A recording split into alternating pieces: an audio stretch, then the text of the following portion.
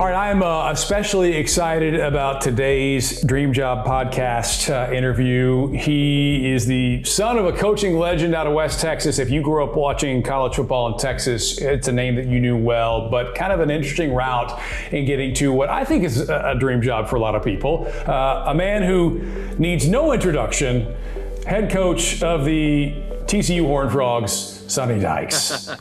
Coach, I'm curious, how often do people introduce you by saying a man who needs no introduction? And then they introduce you. Not that often. Not very few times, honestly. You can tell that you're a horned frog for sure. You know what I mean? There you go. Well, I'm curious for you.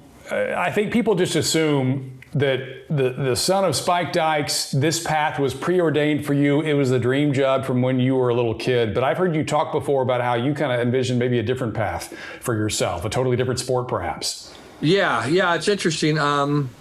It's funny how this stuff works. You know, my dad coached. We moved around a lot, which it never really bothered me, but I always thought, you know, I would like to go someplace and stay. My older brother coached as well. And so, you know, there was a little bit of that, look, I don't want to do what they do. I want to kind of forge my own path mentality. And so that's the way it was for a long time.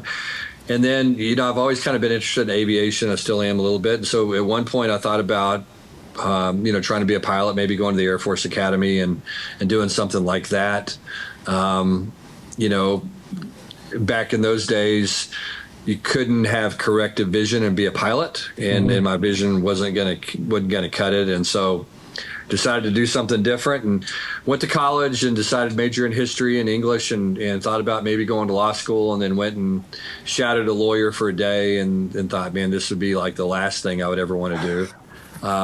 And so anyway, long story short, started thinking about my life and what it would be like without sports and football or baseball for that matter in it. And so decided, okay, look, I'll go the high school coaching route, and really thought I wanted to go someplace and get a job and work my way up. And, you know, and my dream was someday buy a lake house and live on a lake and coach football. And that was kind of the plan. And then that started out that way, you know, as a high school coach at Monahans High School out in West Texas, and then J.J. Pierce, and then was actually going to take a job at South Lake Carroll with Bob Ledbetter. And that was kind of the thought was, okay, look, I'll go here, I'll stay here forever, maybe someday work my way up to being the head coach. And ended up not going to South Lake and took a job at Navarro Junior College and been in college football ever since. I think that, you know, most people who end up doing something that they really love, there is kind of that circuitous path that, you know, they think it's going to be one thing and it's something else. And I remember reading a stat once that 80% of college students change their major at least twice. When you think about what an 18-year-old thinks they want to do. Was there a moment for you when you felt like this fits like a glove, this feels good, or maybe you're still waiting for that moment? No, not at all. I definitely had that moment. I think for me, you know, growing up, the son of a coach, you know, my dad, his best friends were the guys that he worked with. You know, my mom's best friends were the coaches' wives. My best friends were the coaches' kids. You know, we vacationed together in the summer. You know, I was basically an extended family. And so I kind of grew up hanging around the field house and the office and you know, knowing the players. And so I started thinking about what's my life going to be like without those type of relationships.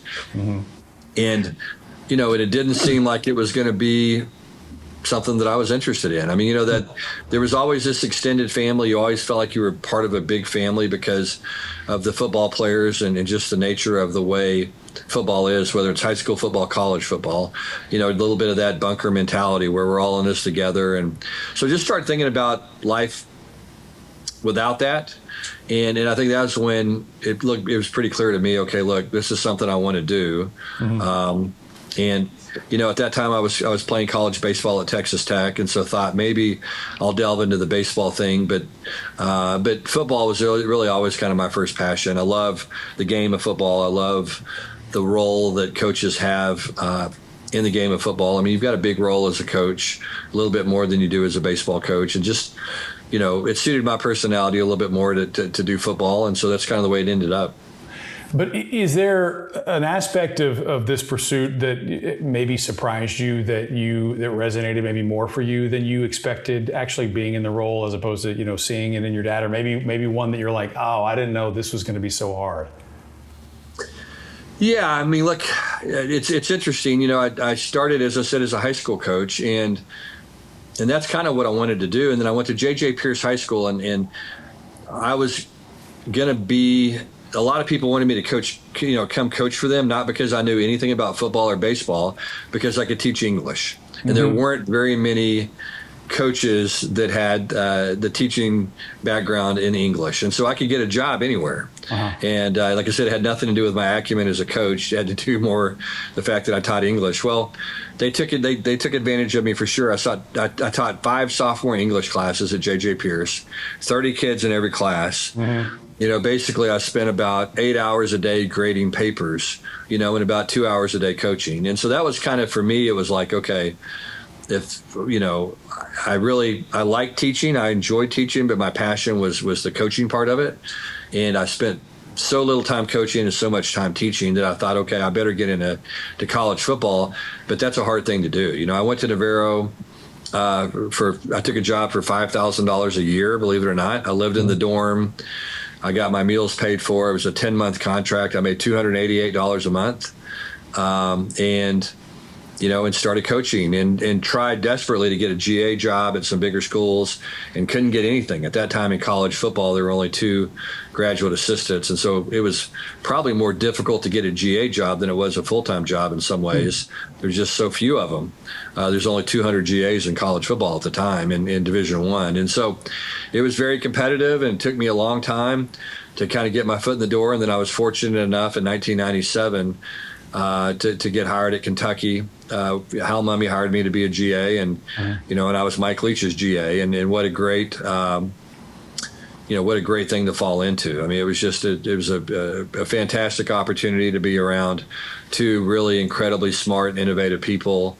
Between Hal and Mike, those guys changed college football, and I kind of fell right into it, and it was a pretty awesome place to be at a really cool time.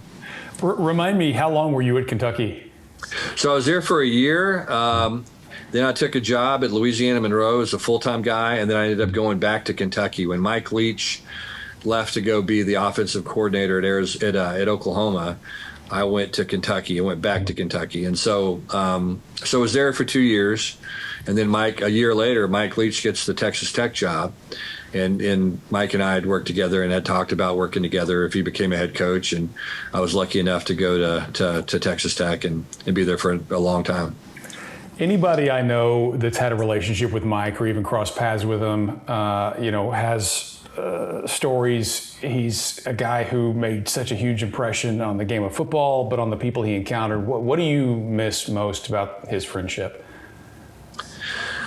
Well, he's just a unique person. You know what I mean? He was kind of one of a kind. He was very authentic. He was always himself. Had a really different perspective on football. In the late 90s, football was still kind of a blood and guts, I formation, big guys beat up on little guys mentality. And that was the way everybody perceived the game, and Hal and Mike and those guys had a different vision for what the game, could look like. And so they were very, daring in their approach, very unscared, is the best way I can think of. Just had a lot of belief in what they were doing. They were not afraid to try something different, really cutting edge. All the things that you see teams do now, going for it on 4th down and all those things, they were way ahead. I mean, they were doing these things in the 90s that people are now just starting to normalize. And, and so we didn't call it analytics then. We just called it, going for it. And we were daring, and we just assumed that we were going to have to outscore people. And so it was a way for us to do it. So anyway, that part was really cool, and like I said, those guys were just innovative and just had a real belief in what they were doing and how they were doing it. They had a very systematic and fundamental approach to moving the football and scoring points. I think everybody thinks that the air raid was plays, and there's certain plays that are air raid plays, but it was really almost a way of life, a way of thinking, a way of approaching the game, a way of emphasizing fundamentals, a way of practicing. It was just this whole thing that was so kind of far ahead of what people were doing then, but has been normalized now. It's kind of what everybody does now, and we were doing it 30 years ago. Well, it's funny. One of the things I enjoyed most about my time at NFL Network was, look, any guy who watches football in America thinks he knows the game. And I learned how much I did not know by working there and by being surrounded by guys who lived it, breathed it, played it, coached it, taught it, the whole 9 yards. Yeah. And it was so much fun to, one, learn more about the game, but kind of like you said, learn that some of the approaches to the game, the fundamentals of the game are approaches to life. Yeah, for sure. Sun Tzu, Art of War, level, philosophy. And I really became kind of fascinated with Bill Belichick's approach. And I feel like there might be a decent overlap between, him and Mike Leach when it comes to how can we think about this in a way that's different than my opponent, in a way that gives me the edge, whatever that edge might be. And I feel like to win, you usually do one of two things, or maybe both. You're either better than the other guy, or you're different than the other guy. Exactly. No question. And if you can be both, then more power to you. Yeah. I mean, I think that. Look, I mean, it's easy to be a coach when you have better players than the people you're playing against. You know what I'm saying? I mean, it just is. It's not hard to do. And some guys come up, as coaches, they come up and they're really good players, and they play at a big logo school, and then they coach at a big logo school, and and they have the advantage. They have the advantage from a tradition standpoint, from a recruiting standpoint, from a facilities and investment standpoint. And when you have those things, it usually means you have better players than your opponent. And so really what that's more about is not screwing up. You know what I mean? And what we had to do, what Hal Mumme had to do, I mean, Hal's jobs were bad jobs. I mean, he was at, Copper's Cove High School, which at the time was bad. He coached in El Paso at UTEP, which doesn't necessarily have a great football tradition, and he was at Iowa Wesleyan. That's a terrible job. He was at Valdosta State, had been a terrible job, and he'd gone in there and had a different approach, and then went to the University of Kentucky that traditionally had struggled, And I think that was the thing for those guys was. They were forced to think outside the box. They were forced to be creative. They were forced to do something different and than everybody else was doing. And it's like you said. I mean, you either have better players than everybody, or you find a way to do it. And they did that. And it mirrors my career a little bit. I mean, look, I went to, was at Kentucky, then I went to Texas Tech, and then I went to, which hasn't historically been a powerhouse, and then went from there to University of Arizona, which had been struggling, and then went from there to Louisiana Tech, that hadn't necessarily won a lot of games, and then from there to Cal, which had been historically bad, and Cal to SMU, which SMU had been really, really bad since the death penalty, and then, was fortunate to come to TCU where they'd had some success. And so, anyway, that's kind of, you have to think differently. You have to approach the game differently. You have to find a way to get it done. You got to build a better mousetrap, and certainly you have to do that if you're coaching at some school that's, hasn't necessarily been a traditional powerhouse.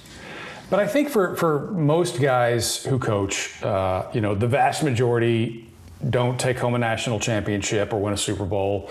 Maybe you pick up some conference titles or division titles along the way, but I think there is this constant, you get knocked down, you get back up again aspect of it. And you mentioned your first college job and getting paid $4,000 or $5,000 a year. I remember my first TV job. I think I made $14,000 a year for that one. And, I think the take home it might have been $350 every 2 weeks, and my rent was $395. Yep. And it never occurred to me to not do that.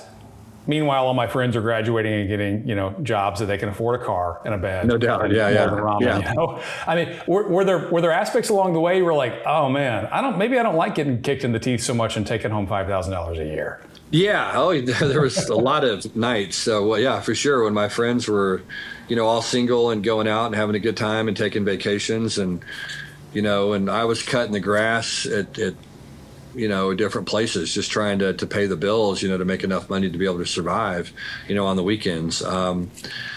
Yeah, there was a lot of that, where you kind of look at this and you go, what am I doing? I'm living in the dorm in my late 20s, and these guys are living in, studio apartments and driving BMWs and doing all this stuff and having fun and living a good single life. And like I said, I'm sitting in a dorm room, saving money to eat at CC's on Friday, So it was a grind, and it's part of it. I mean, look, when you get into sports, you get into entertainment, like you are. I mean, that's a lot of people want to be in that line of work. And so you got to pay your dues early. And that's just part of the process. I think you have to, you get into TV or radio or acting or music or whatever because it's a passion, and I believe coaching is kind of the same way. It's a passion. None of us got into the business for money, and I always knew that if I was good at my profession, I'd be able to make a living. And then some of the coaching salaries exploded, and all of a sudden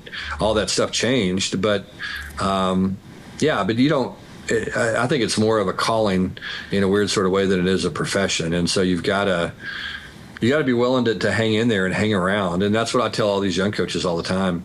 The one thing my dad always told me was, look, don't ever take a job for money.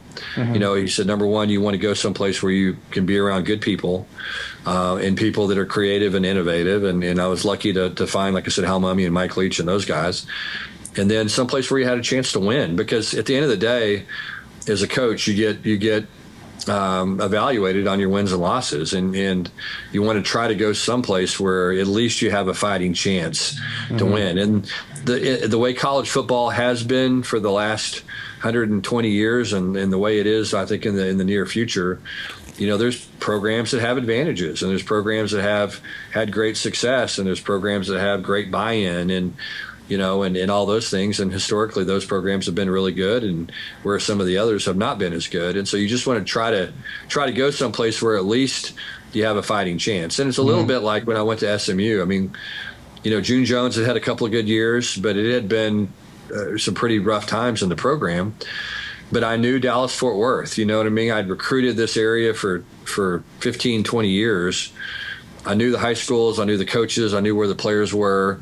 I used to drive by SMU's campus all the time and go, why can't these guys figure it out? And then you get there, and I mean, there were some things that made it tough, but you got to figure out a way to battle through it. And we were fortunate, to year two over there to get Shane Buechele to transfer over from Texas, and really once we got Shane to transfer over, he kind of changed the program for us. And but that's kind of what you have to do. I mean, these jobs are hard.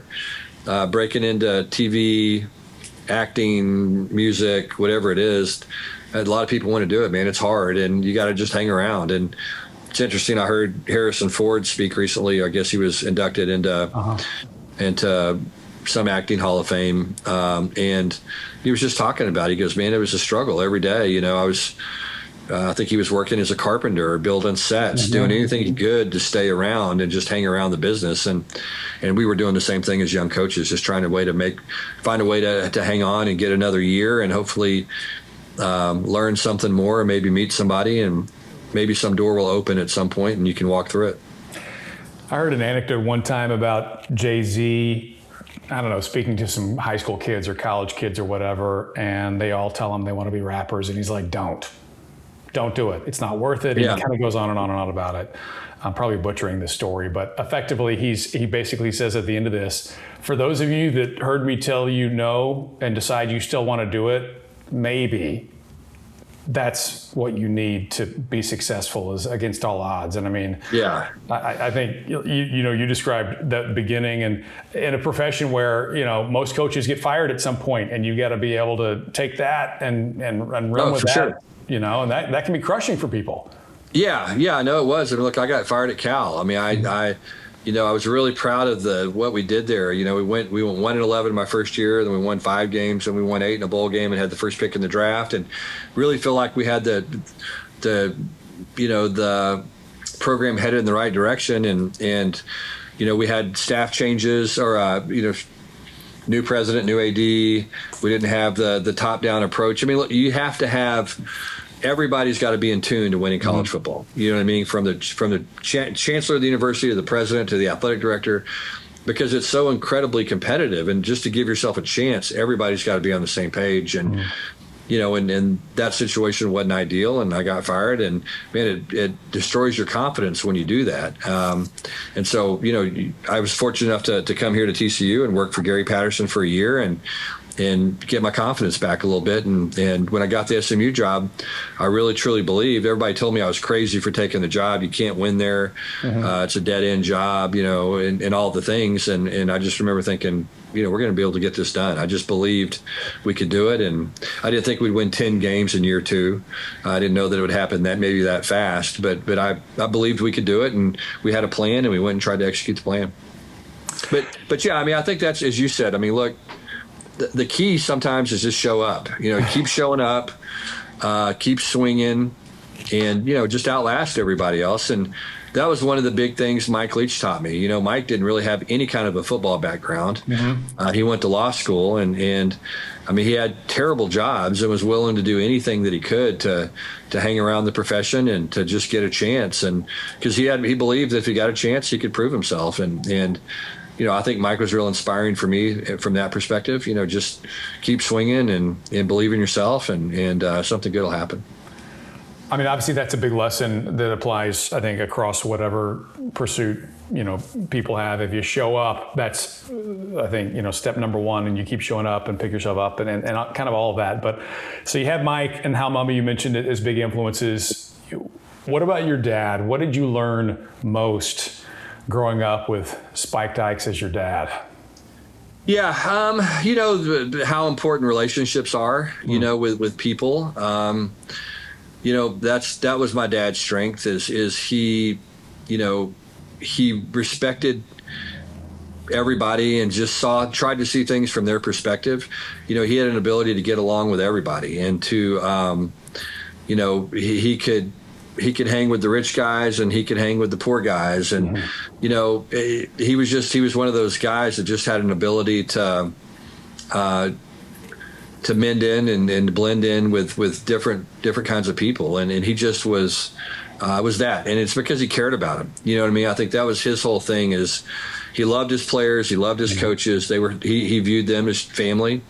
And, it's interesting. It's a funny story. When my dad passed away, he would have these players, and they would play for him at Texas Tech, and then they would graduate, they'd move on, and, they would try to start a company, or they would get get married, maybe need a loan, a house on a down payment, whatever. And when he passed away, his secretary gave us a manila envelope, and in that manila envelope was 25, 30 checks where people had written him checks to pay him back for money he had loaned him, and he had never cashed the checks. And so, that was just kind of what he did. He just believed he was supposed to help people. And I think that's always kind of been my approach is, as a football coach, I'm here to serve the players. And, my job is to get those guys, give them everything I can give them, every tool, every opportunity that I can give them to reach their goals and try to be successful in their lives. And that's that's my job. And I think at the end of the day, that's really what matters. And what's most important is your players reaching their goals, and whether that's playing in the NFL, or whether that's, being a great banker, or whatever the case may be when they're done, or being a good father or a good husband. I just think all those things matter. When I became a head coach, I took the Louisiana Tech job, and we did a player survey, and just about almost 70% of our players on the Louisiana Tech team at that time came from single parent households. And so I remember getting that, and I remember going, these numbers are alarming. What can we do to assist these guys and to ensure that this doesn't happen to them. And my wife and I talked about it, and you know what we decided at that point, modeling what a successful marriage looked like.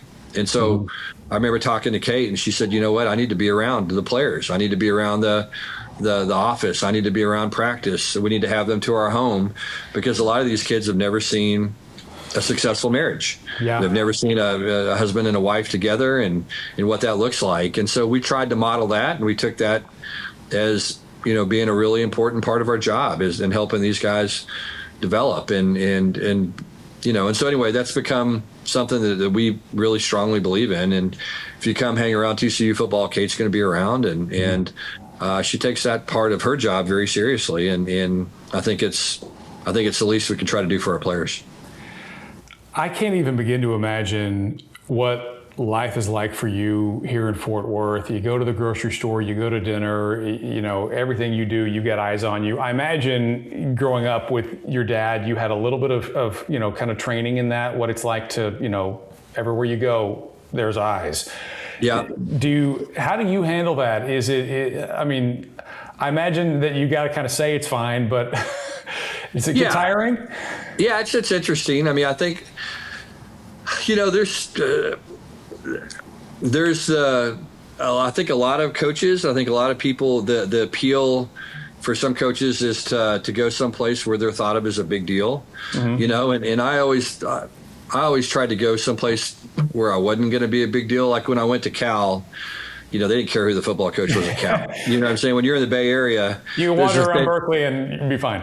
Yeah, they're not too concerned about who the football coach is. And so, you know, there was a little bit of that there, and I really kind of enjoyed that, quite frankly, a little anonymity. And then when I went to SMU, it was kind of the same way in Dallas. I mean, not too many people were that concerned about it. And, you know, and the program hadn't had a lot of, you know, there hadn't been a lot of eyes on the program maybe. But yeah, it's a little bit different being in Fort Worth just because of the nature of Fort Worth and TCU.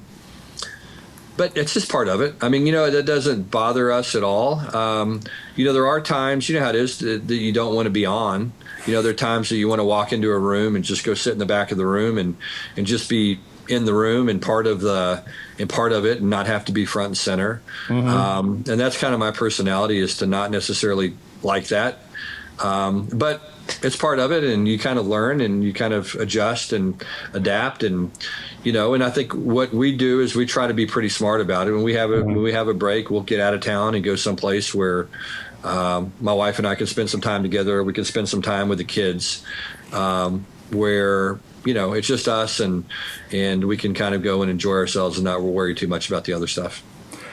I do think another kind of aspect of that, I was talking to another coach not long ago who was talking about dealing with media, and he said, you don't want to give them anything they can use effectively, you know. You know, it's take the blame for the loss and give the credit to the kids for the win, and, you know, kind of all that kind of stuff. And he was talking about, you know, just having to be right down the middle. And, you know, I mentioned Bill Belichick earlier. Boy, he did that to the extreme when he'd handle press conferences. But I mean, the kind of PC part of the job, how much do you have to kind of really hold back? You're putting your best foot forward. You're representing the university. I mean, I imagine that's something that you get pretty used to as well. Yeah. I think, you know, look, I'm a kind of a passionate person, you know, and so you do have to be careful. I mean, look, you are. And I'm incredibly competitive, probably to a fault. So yeah, I mean, those two things are hard. Makes it hard for you at times. I think, you know, that was, my dad was really good at that. That was another thing that, to me, you know, his goal was always for the family not to know if they won or lost on Saturday. He was going to come home and when he hit the door, he was going to be a dad. And that's not easy. No, that's hard. It's very hard. I've found that part of it to be incredibly difficult. You know, as much as I hate losing, and so it's, you know, you lose a football game, and then sometimes you got to go home, and you got to walk through the door, and you got to be a dad, and you got to be a husband, and you have to find a way to get it behind you as quickly as you can, and that's difficult for me to do. But my dad was the best at it. He was one of those guys who used to tell me all the time, don't get too high when things are good, don't get too low when things are bad. The key to longevity in this business is just be consistent and understand that you're gonna lose some and you're gonna win some, and you gotta find a way to keep getting better no matter what. And the one thing that I did learn from him was, as a coach, you can coach a little bit harder when you're winning. And you can be a little bit tougher on the players, and then when you're losing, you got to do a better job of trying to build them up and give them confidence. And so I think I learned that from him. And like I said, he was the best at it. He was a lot better at it than I am. Well, I think that the world that we exist in now, the collegiate athletic world, it probably doesn't make that any easier. And look, I don't know that anybody's going to play the tiny violin for some of the opportunities that current coaches have, but you are juggling a different level of media attention, a different level of, financial pressure. You've got, it's just a completely different world. And you and I think even talked about this before. I heard you talk about, some of those aspects. How do you assess the state of college football or college coaching in general today? Yeah, it's interesting. I mean, I think the one thing that I hear Kirby Smart. Kirby's a friend, and I see Kirby, fairly regularly in the off season. And one of the things he talks about all the time is, like, there's no crying from the yacht. Mm-hmm. And and look, we got great jobs. We get paid a lot more than we should. But there's a lot that comes with it. I mean, sure. There is, and that's just the way it is. And I wouldn't want it any other way. I mean, I expect that. I just think it's the way it's supposed to be. College football, weirdly enough, I actually feel really good about where the game is right now. I think it's more popular right now than it's ever been. It's interesting. Everybody talks about, the bowl games. Nobody cares about the bowl games. I think viewership in bowl games was up almost 20% this year. Mm-hmm. So people care. People care about all football. I know that, like, spring football leagues, most of the ratings are higher than the NBA ratings. And so people want to see football. They love the game of football. It's a great game. The players are incredibly talented. It's fun. The way it is now, it's a battle every Saturday. Now, there's a lot of changes that we've undergone in college football the last 4 or 5 years, and they've happened very fast. I think for a long time, the leadership in college football stuck their head in the sand and talked about amateurism and all the silly stuff that made no sense. These universities were making millions of dollars off of players, and really college football was about the only enterprise in the world where the talent wasn't getting paid. Mm-hmm. There was no compensation for the talent, and that's a model that's not going to last very long, and it didn't need to last very long. The players going back many, many years should have shared in the compensation. But the NCAA stuck their head in the sand. It didn't happen. And all of a sudden, since it didn't happen, the courts got involved. And once the courts got involved, it was a free-for-all. And so now it became the transfer portal and NIL happening together and made college football really chaotic. Uh-huh. Now, it's still a great product. It's still, the games on Saturday are still as wild and entertaining and as they've ever been. And the fans still love their universities and their schools and their teams as much as they ever have. But it can be chaotic for administrators and coaches and all of us. But like we talked about, look, we're compensated well for it, and it's up to us to deal with it. And nobody wants to hear anybody complain about it. It is what it is. And most importantly, it's good for the players. And it should have been good for the players all along. And so it's not easy. It's hard. It's stressful. But it's college football, man. It's awesome. All you got to do is watch on Saturday, and there's nothing like it, man. There's nothing like walking on a college campus on a Saturday in the fall. I mean, it's electric. It's just a special thing, and so I'm just lucky to be a part of it.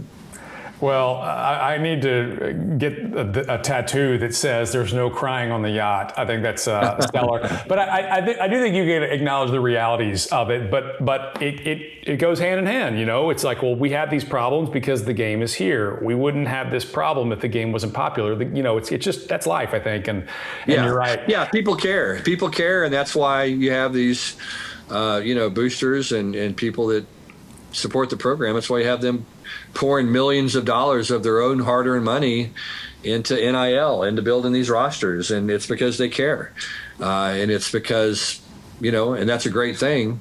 But it also, man, it can create a lot of headaches as well. Well, and I think too, it's really easy to say the NCAA dragged their feet, and obviously that's part of it. I think they represented institutions that wanted no part of moving forward with paying players, so there's kind of that component. But I think from the fans' perspective, it just felt like you have a lot of people who are really fans of capitalism and the free market that don't want that for the players, and it just felt like the amateur model changed once you had billion-dollar TV contracts and coaches' salaries where they were and some of the transfer regulations. So I feel like, I don't know, like anything, it's nuance. You're going to see a pendulum swing, and I think we'll find some equilibrium. I think so too. I think, like you said, I think it always swings, when you had amateurism and they're putting Boise State on probation for having players sleep on other players' couches is an inducement to attend Boise State. You're just kind of like, really? And now you can go give somebody $10 million, and you couldn't let them sleep on the couch before, and it went from that to what we have now in a matter of years. And so there needed to be some middle ground. I do think that the universities want the money. I mean, they can say that it's not that important to them. It's very important to them. It's very important to the student body that comes to this school. I mean, look, people come to TCU because it's a very unique situation. It's a private school where you get to have a private school education, but you also get to be around big-time college athletics. And there's really 5 or 6 of those in the country, and that's it. And so the enrollment at TCU is booming. So the fundraising for TCU is booming. All the things TCU are booming, and a lot of it has to do with sports and kids wanting to get the best of both worlds, wanting to have big time college athletics, wanting to be able to have that experience of going into the sold out stadium on a Saturday, or a basketball game on a Tuesday night, or a baseball game on a Friday night, whatever it may be, and have those experiences, but also too, be in a classroom with 15 people and around people that are committed to getting a great education. And I think that's what makes this place different. Just real quickly on the portal, one idea that I've heard floated that I wonder if could have a little bit of traction on maybe resetting the pendulum. If you had a portal set up where, hey, listen, players, you can enter it, but schools, you can only take 5 guys a year, or make up a number, 10, whatever. Yeah. Is there a way to? Okay, now we've kind of put a lid on what it is and how often kids can move, and we're not limiting them at all. We're just saying there's only going to be this many opportunities. Yeah, well, I think, look, the easiest way to do it, and it's actually it's not a hard fix. We just got to get everybody on board. There's a couple of schools that are kind of holding this up, but what we need to have a collective bargaining agreement. There needs to be some kind of collective bargaining where the players agree to a set of circumstances. Yeah. And what that will allow everybody to do now is that'll allow the NCAA to govern those players and not worry about having to get sued. Because right now, anything that they do, they're going to get sued. And so that's a problem. It would allow us to be able to have like a realistic amount of money that we could pay guys, a so-called salary cap that we're supposed to have right now, but we don't because there's really nobody enforcing any rules, and everybody has exception to the rules, and you can't really tell somebody that they're not allowed to earn NIL money if they're not involved in collective bargaining. And so there's all these things. And so if we could at some point get an antitrust exemption for college football, which I think is what almost every school in the country wants to start there, then you have some kind of collective bargaining. Then you have a true revenue sharing. And I think that is a model that I think would make everybody happy. I think it'd be good for the players. And so when everybody has the same amount of money, then players are going to be more inclined to stay at that school because somebody's going to have to, no one's going to be able to break the bank and offer these players so much more than they're getting paid at their current school. And so what that does now, that cuts down on the number of transfers, which allows the rosters to stay a little bit more consistent, which allows guys to get a degree, which, oh, by the way, is the reason they're in college. Yes. And, oh, by the way, only 1.5% of the players in Division I schools make a living playing football. Only 1.5% get a second NFL contract. Well, and even if you give them $1 million when they're there, a 19-year-old is not well equipped to. Yeah, and that goes fast. And we do everything we can to equip them, but they, we tell them, look, you may earn more now than you're ever going to earn the rest of your life. None of them believe that. I mean, you know how it is when you walk into a room and you talk to the room and you give them advice. Everybody in the room thinks you're talking to everybody else except them. Right. And these players are the same way. We go, look, well, these 1.5% they get a second career in the NFL. Well, they're all 105 guys think they're the 1.5%.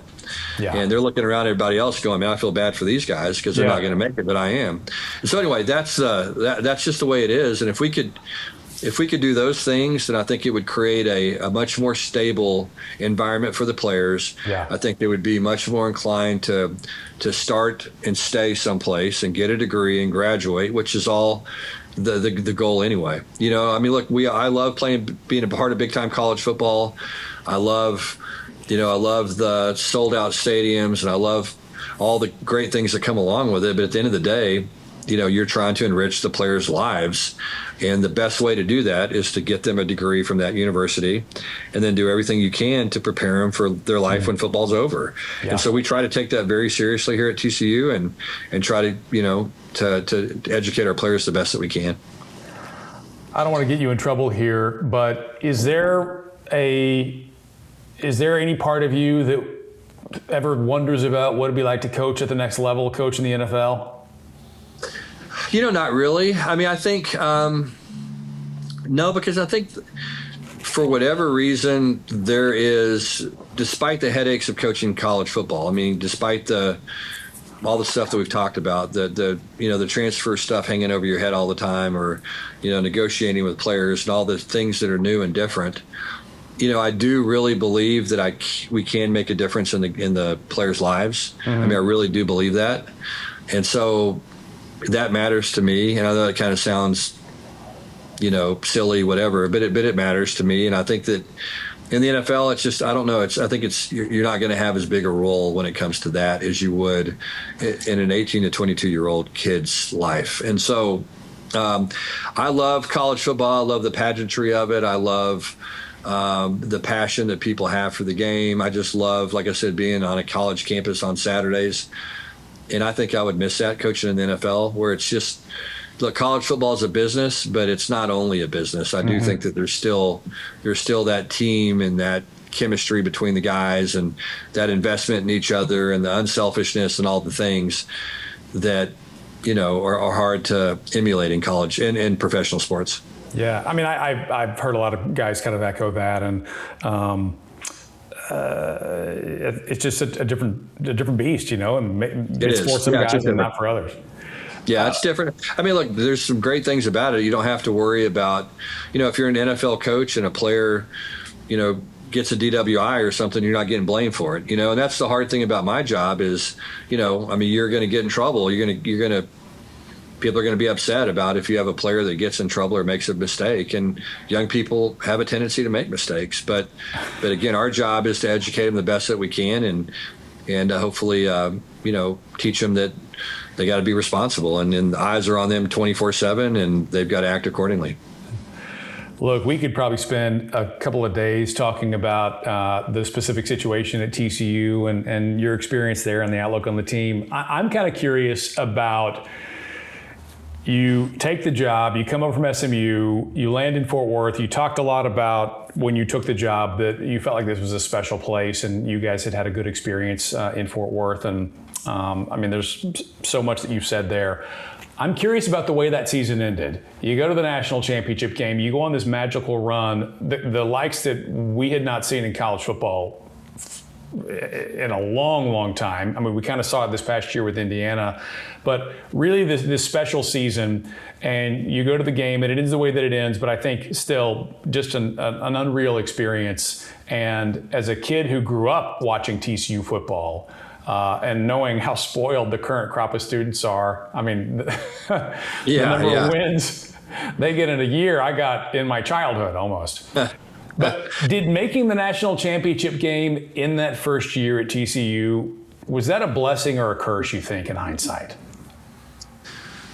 Oh, I mean, look, the experience was, once in a lifetime, and just the way it all happened, it's different when you kind of enter the season maybe as a favorite and all that. But for us to, it was a 5-win team the year before. We weren't really very good early in the season, and we just kept getting better. Just for it to happen and unfold the way it did, to end the regular season 12-0, the crazy game against Michigan, all the stuff was, it was magical. It was magical and something really unexpected and something unique and something special. I think it did create an expectation that sometimes is heavy. I do feel like that the next team that wasn't very good, and we did a really poor job coaching that 23 team, I think they carried that burden on their shoulders a little bit about that expectation. And as I said, I didn't do as good a job as I should have done as a coach, helping those guys get over that and understand it was a different team and forge their own identity and all the things. But yeah, I mean, it created some high expectations for the program, but that's the way you want it.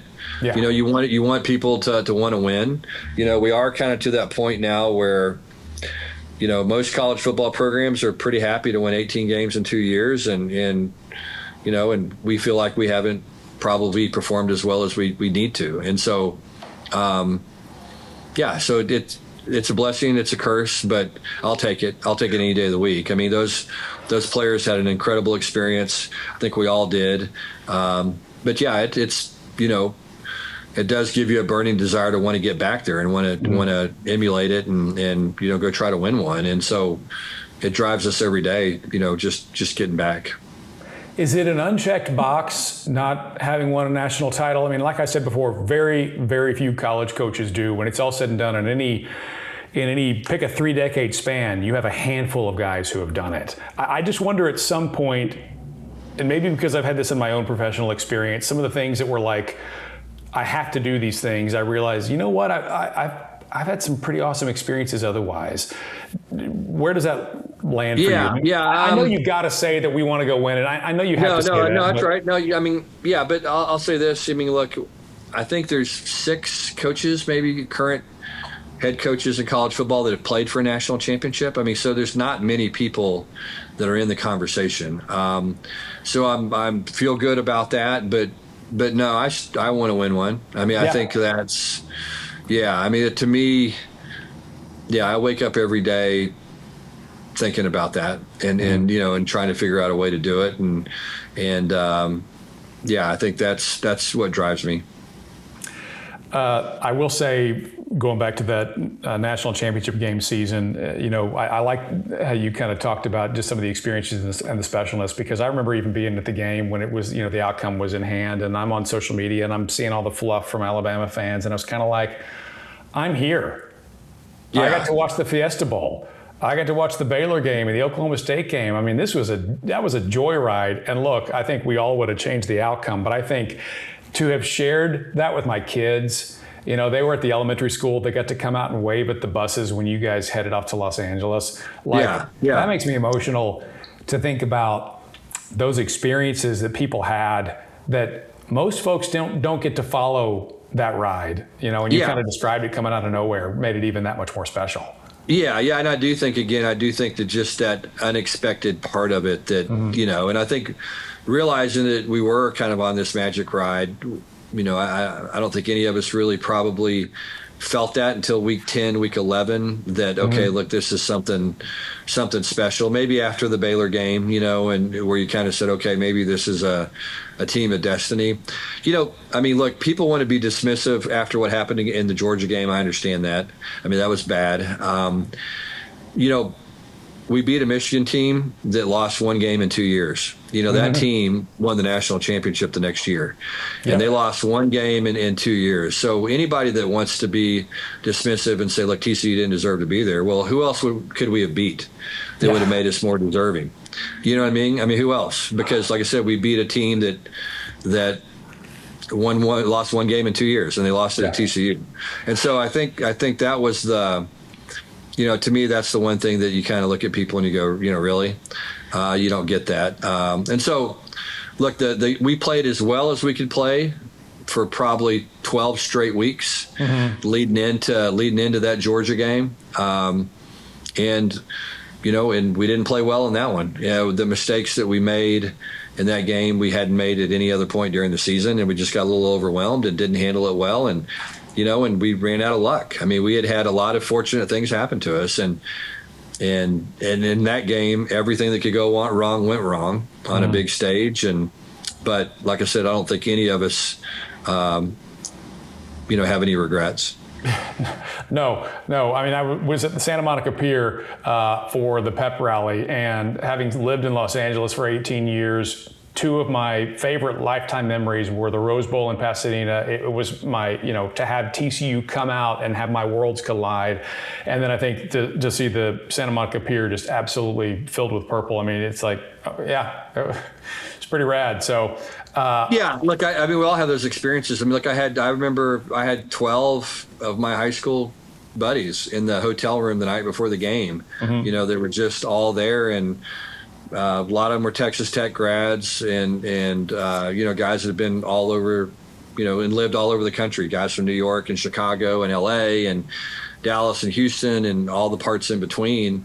And we all, they all came to LA and hung around for a couple of days. And I just remember sitting in a hotel room that night just going, wow, what an experience. This is such a cool, and you got to share it. The best thing about it was I got to share it with people that I cared about. Like I said, my friends, my family, my kids got to be a part of it and got to remember it. And so again, that's what fuels me to want to get back. Is that special feeling that we had, and I know we can do it.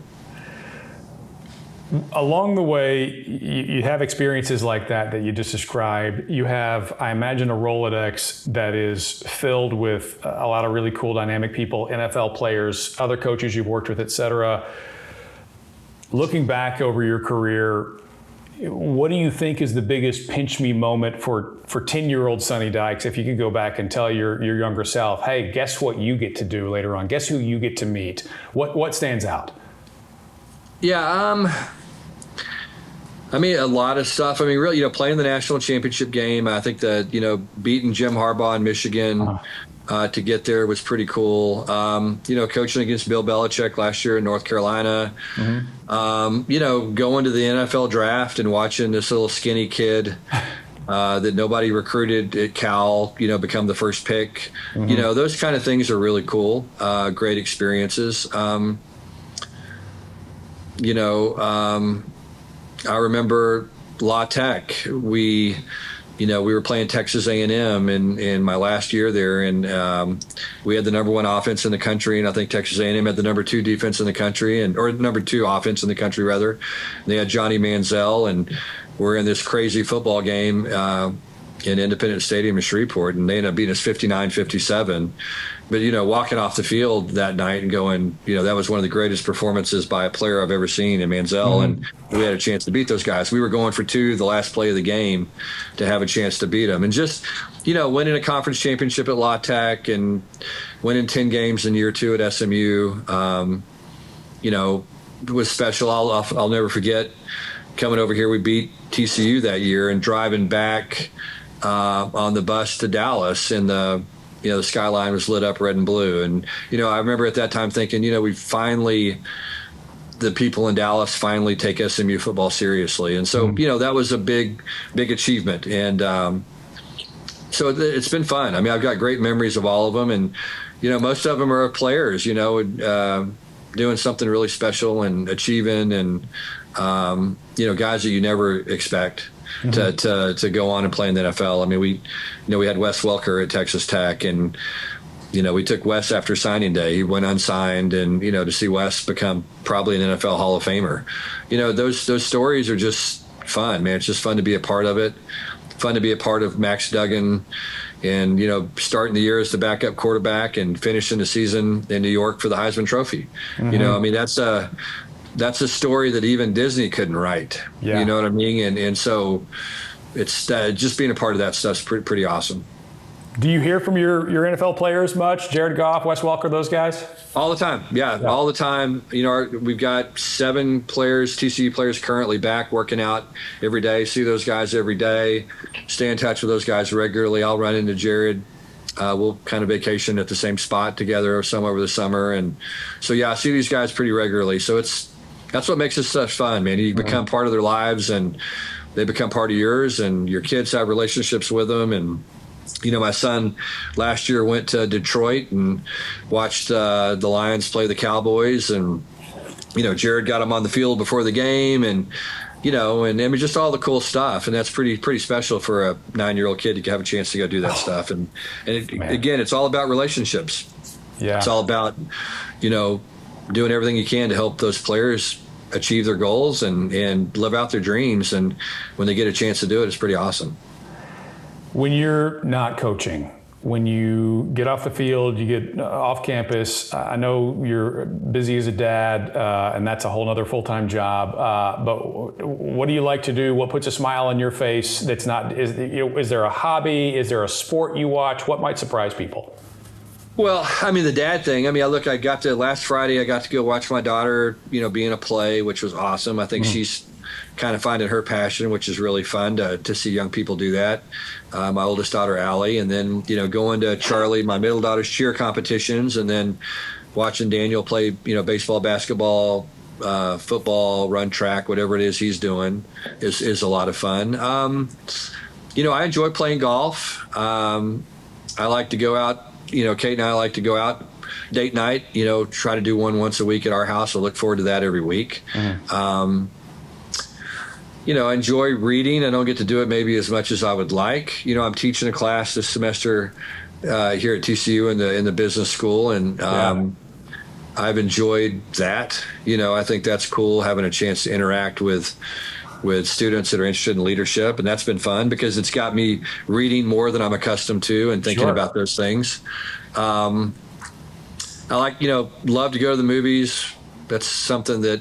What's the top of your favorite movie list?